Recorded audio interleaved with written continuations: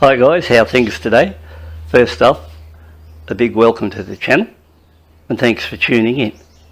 This channel, what I've just about started now, is just going to be involved entirely on Royal Enfield motorbikes. Two models in particular. It's going to involve the Classic 500.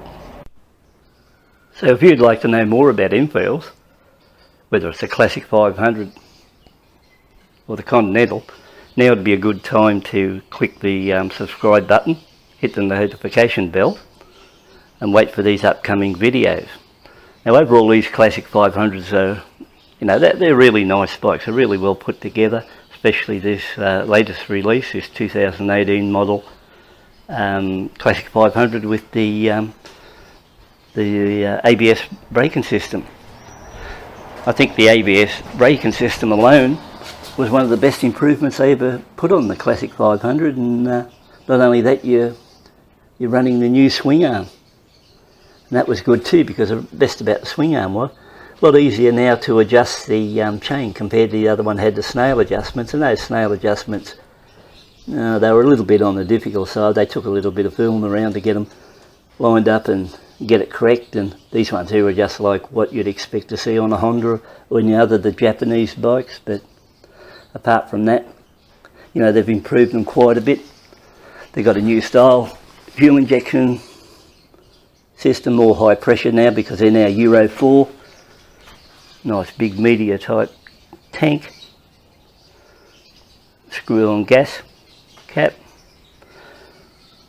still hold the period style instrumentation, so that's good.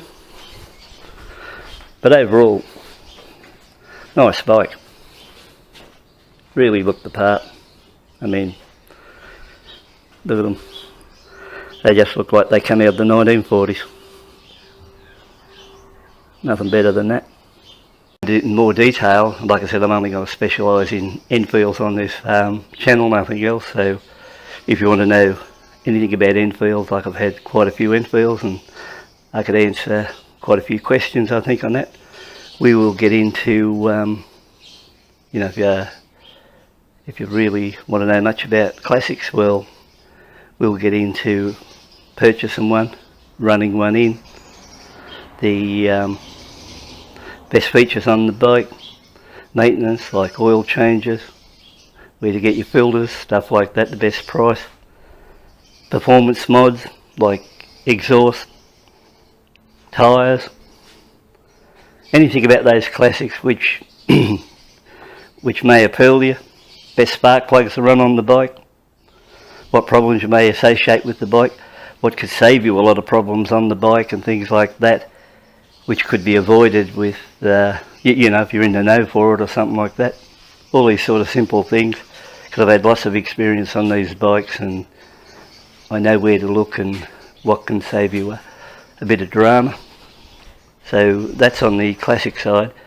When you head over to this side to the Interceptor, this is the new kid on the block, you could say, and it's only been out now roughly a week here in Australia. So it'll be a trial and error bike, but at this stage it appears to be a very good bike, so I'm very happy with that side of it.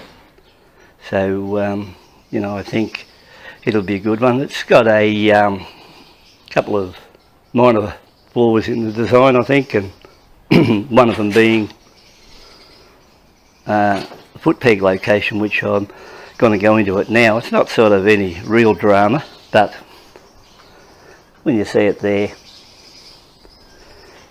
it can be a bit of a problem at times when you come down to a halt, getting on and off the bike.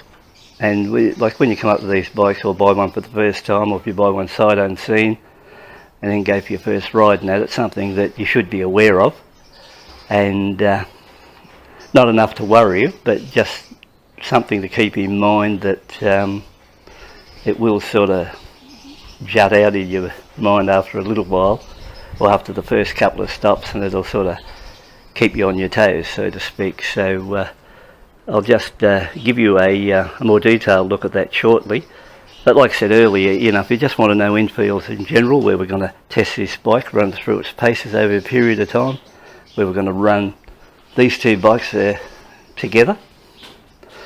And these classics are really nice bikes, so you know, you really enjoy that. They're really period style, 40 style bikes, so you know, you'd be very happy if you had one of those, and you'll be very happy if you've got one of these, and I think you'd be pretty happy if you had either or both of them in that case. And you can just get on either one and compare rides. So on the Australian market, you're looking at a classic at around about 9 grand. You're looking at an interceptor at 10 grand. They're both two totally different rides. This one here I'd recommend if you're at this stage, from the bit of experience I've had on the bike and riding it and how it runs. If you're going to do a commuter each day and take it on good runs and stuff like that, and what I mean by good runs, I'm pretty confident this is a bike which you could get onto it, and I think this would be a 500k bike easy. You know, once they're run in and you put the miles on them and they're ready to roll, because the indications are there that it's going to be a really good bike. So there's no drama with that what's